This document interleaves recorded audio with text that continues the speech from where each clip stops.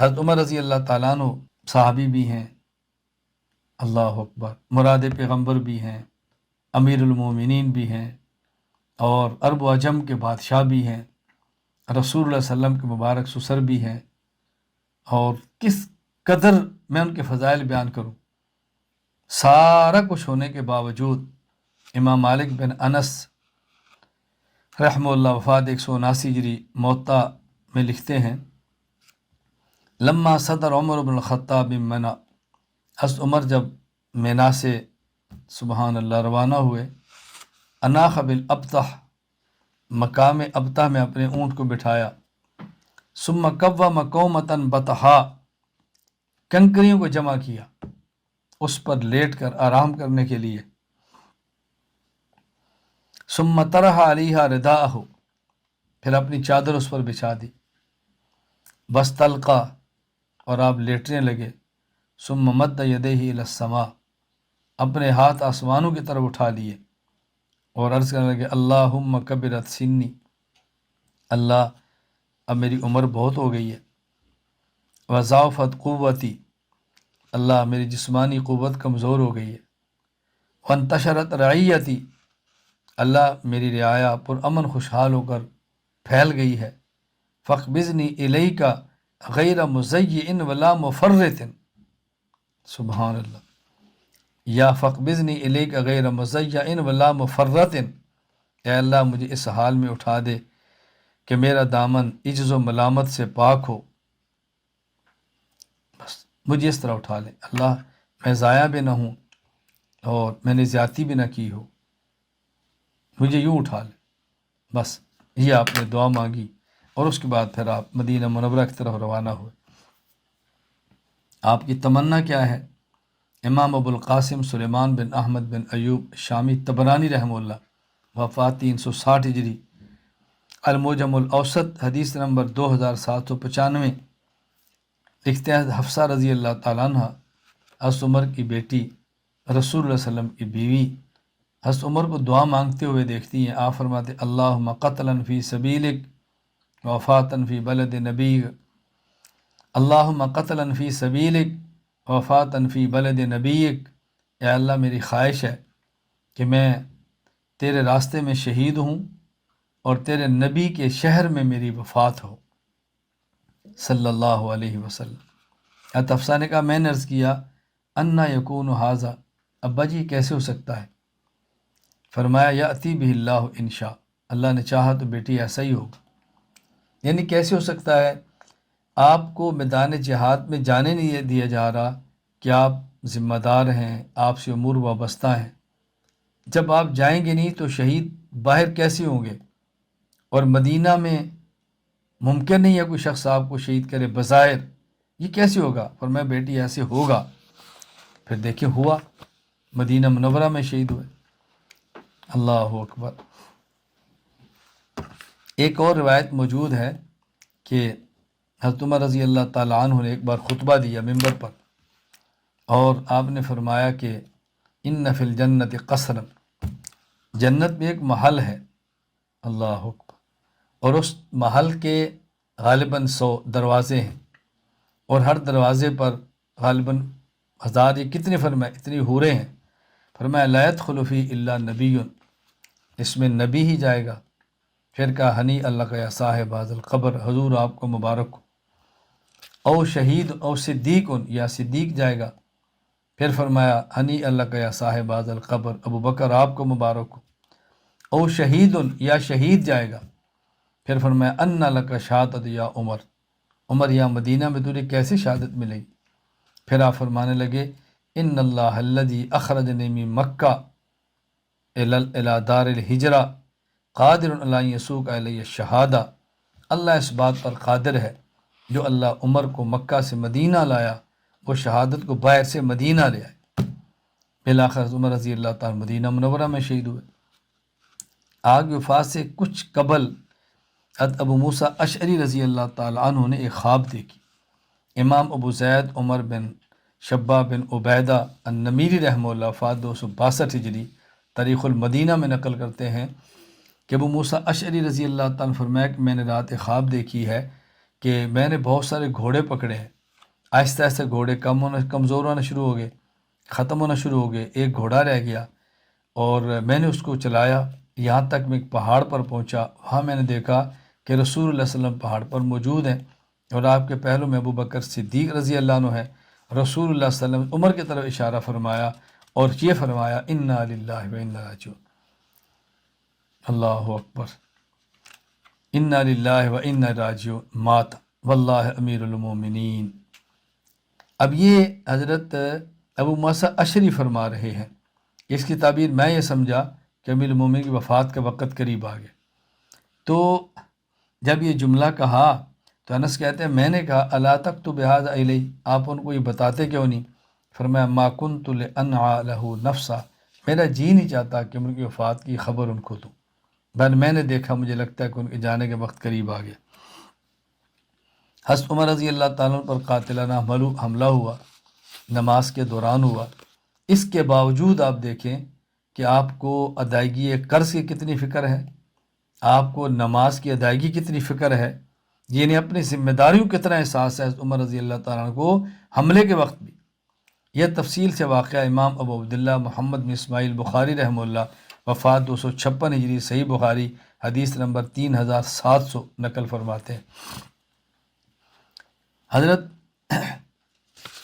امام بخاری رحمہ اللہ واقعہ بیان فرماتے ہیں کہ حضرت عمر رضی اللہ تعالیٰ جس دن شہید ہوئے، اللہ اکبر، عمر بن ممون اپنا چشمدید واقعہ تابعی ہے، فرمایا انی لقائم ما بین بینی و بینہ الا عبداللہ بن عباس غداۃ اصیب، میرے حضرت عمر کے درمیان عبداللہ بن عباس رضی اللہ عنہما تھے۔ اذا مر بین الصفین قال استووا، آپ صفوں سے گزرتے اور فرماتے صفیں درست کرو۔ حتی اذا لم یرا فیہن خللا تقدم فکبر، ایک صف سیدھی کرتے پھر آپ آگے بڑھتے۔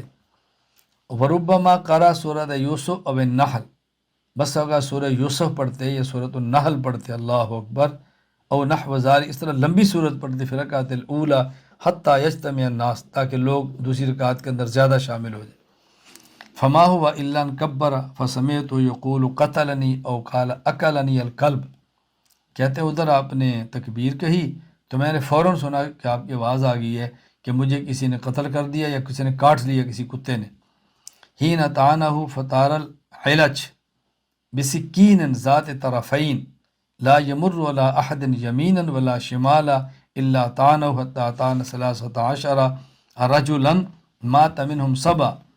العلج جس شخص کا نام تھا اس نے حملہ کیا، پھر دوڑا، اس کے ہاتھ میں جو چھری تھی وہ دو دھاری دار تھی، تو جو آتا اس کو مارتے، اس نے 13 شخصوں کو زخمی کیا جن میں 7 شہید ہو گئے۔ کہتا ہے جب یہ بات ایک شخص مسلمانوں میں دیکھی، طرح علی برنس، اس نے اوپر چادر پھینکی، اس کو پکڑ لیا پکڑنے کے لیے۔ فلما ظن العلج انه ماخوذ نحر نفسا، جب اس کو پتہ چلا میں پکڑا جاؤں گا تو اس نے خودکشی کر لی۔ حضرت عمر رضی اللہ تعالیٰ عنہ نے اس حالت میں عبد الرحمن بن عوف کا ہاتھ پکڑا، ان کو آگے کیا کہ تم نماز پڑھو۔ جو حضرت عمر کے قریب تھے وہ تو دیکھ رہے تھے اور باقی جو دور تھے ان کو نہیں پتہ چلا کیا ہے، بس اتنا پتہ چلا کہ ان حضرت عمر کی آواز نہیں گئی نماز پڑھانے کی۔ حضرت عبد الرحمن بن عوف رضی اللہ تعالیٰ عنہ نے مختصر سی نماز پڑھا دی، نماز سے فارغ ہوئے تو حضرت عمر رضی اللہ تعالیٰ عنہ عبداللہ بن عباس سے فرمایا کہ دیکھو مجھے کس نے قتل کیا، انظر من قتلنی، مجھے مارا کس نے؟ فجال سعدا ثم جال فقال غلام المغیرہ، فرمایا حضرت مغیرہ کے جو غلام تھے نا انہوں نے فرمایا اسنا، وہ جو یہ کام کرتا تھا بڑھئی کا، کہا جی وہی ہے، وہ جو کام کرتا تھا اس نے مارا، کہا جی اس نے مارا ہے۔ فرمایا قاتلہ اللہ لقد امرت به معروفا الحمد للہ الذی لم یجعل میتتی بید رجل یدعی الاسلام، فرمایا اللہ تیرا شکر ہے کہ میں نے اس کے بعد بہت احسانات کیے، اس نے مجھے قتل کیا مارا، مجھے کسی ایسے شخص نے نہیں مارا کہ جو مسلمان ہو، کسی کافر کے ہاتھوں مر رہا ہوں، مسلمان کے ہاتھوں نہیں مجھے حملہ میرے اوپر نہیں کیا، اے اللہ تیرا بہت بڑا شکر ہے۔ پھر فرمایا قد كنت انت وابوک تحبان ان تکثر العلوج بالمدینہ، عبداللہ بن عباس آپ اور آپ کے والد چاہتے تھے نا مدینہ بہت غلام ہوں، میں منع کرتا تھا کہ مدینہ میں اجمی غلام زیادہ نہ رہنے دو، خیر یہ بات چل رہی تھی، حضرت عباس بہت نرم دل تھے، انہوں نے کہا آپ اجازت دیں تو ہم ان کو قتل کر دیں سب غلاموں کو. فرمایا نہیں، یہ غلطی ہے تمہاری، کذبت، غلطی ہے. بعد ما تکلموا بلسانکم وصلوا قبلتکم، اب انہوں نے نمازیں شروع کر دی ہیں، حج کرتے ہیں، دل کے معاملے اللہ جانتے ہیں، اب ان کو مت مارو. ان کو گھر کی طرح اٹھایا گیا، وہاں چلے گئے. اب لوگ ان کو بہت بڑی تکلیف آ گئی. بعض کہتے کوئی نہیں اللہ کرم فرمائے گا ٹھیک ہو جائیں گے، اور بعض کہتے ہیں ہمیں لگتا ہے اس عمر شہید ہو جائیں گے. ان کو شربت دیا، وہ نکل گیا، دودھ دیا، وہ باہر بہ پڑا. ظاہر ہے آپ کے اوپر حملہ ہوا تھا، زخم تھے، آپ کی پسلی سے خون نکل رہا تھا. اب لوگ آئے تو لوگ عمر رضی اللہ عنہ کو تعریف کر رہے تھے. ایک نے کہا ابشر یا امیر المومنین ببشرا اللہ اکبر بشر اللہ لک من صحبت رسول اللہ، آپ اللہ کے نبی کے صحابی ہیں. مقدم فی الاسلام، آپ نے بہت پہلے اسلام قبول کیا ہے، پھر آپ حاکم بنے ہیں، آپ نے عدل سے کام لیا ہے. سبحان اللہ، شہادت آپ کو مل رہی ہے. حضرت عمر کیا فرماتے ہیں؟ فرمایا وددت ان ذالک کفاف لا علی ولا لی، میں آپ نے فضائل تو بیان کیے، میں تو یہ چاہتا ہوں بس میرا مواخذہ نہ ہو، زیادہ کیا ملنا ہے میرا خوف دیکھیں، خوف، اللہ اکبر، خوف دیکھیں. حضرت عمر رضی اللہ فلما ادبر اذا ازارہ یمس الارض قال ردوا علی الغلام قال ابن اخی ارفع ثوبک فانه انقى لثوبک. سبحان اللہ. واتقى لربک یا عبداللہ ابن عمر انظر ماذا علی من الدین، کہ آپ نے بیٹے کو بلایا، فرمایا کہ دیکھو یہ میرے اوپر قرض کتنا ہے، قرض دیکھو. قرض شمار کیا گیا، فوجدوا 86,000 86,000 حضرت عمر کے اوپر قرض تھا. 86,000 حضرت عمر پر قرض تھا.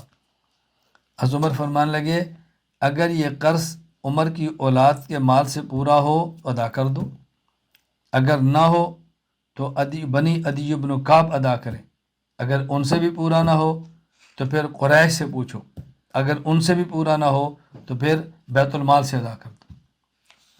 حضرت عمر رضی اللہ تعالیٰ عنہ دنیا سے جا رہے ہیں، اپنی جگہ پر مصلی پر امام بھی کھڑا کر رہے ہیں، نماز ہو رہی ہے، اپنے قرض کی ادائیگی کی وصیت بھی فرما رہے ہیں. کس حد تک اہتمام ہے فرائض کی ادائیگی کا. یہاں ایک بات بہت اچھی طرح سنیں. مجھے ایک صاحب ملے یا استنبول میں، تو مجھے بڑے وہ فخر سے کہنے لگے الحمدللہ میرے اوپر 1 روپیہ بھی قرض نہیں ہے.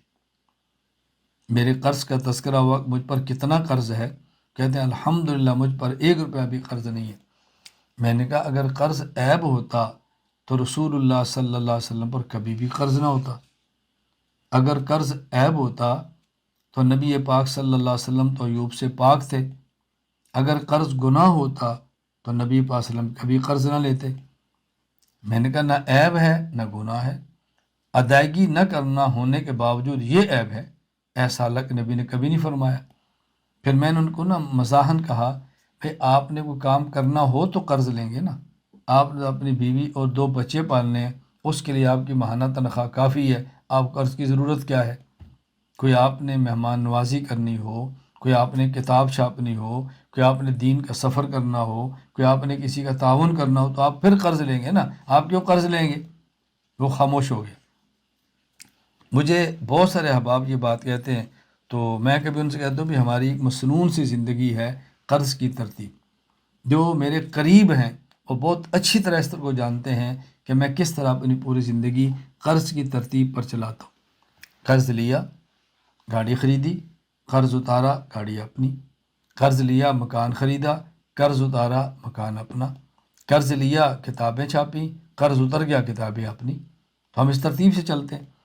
میں یہ بات بار بار کہہ رہا ہوں، حضرت عمر رضی اللہ تعالیٰ عنہ کی زندگی پڑھنے کا مقصد یہ ہے ہم اپنی زندگی ان کے مطابق اپنائیں.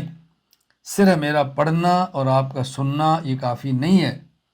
ہمارا مقصود صرف اجر و ثواب نہیں ہے، اس کا بہت زیادہ اہتمام کریں. اللہ میں بات سمجھنے کی توفیق عطا فرمائے. ایک شخص زخمی ہے، مصلی پر امام بھی کھڑا ہو رہے، ایک شخص زخمی ہے، موت حیات کی کشمکش میں ہے، اپنے قرض کی ادائیگی پھر بھی ترتیب بنا رہا ہے.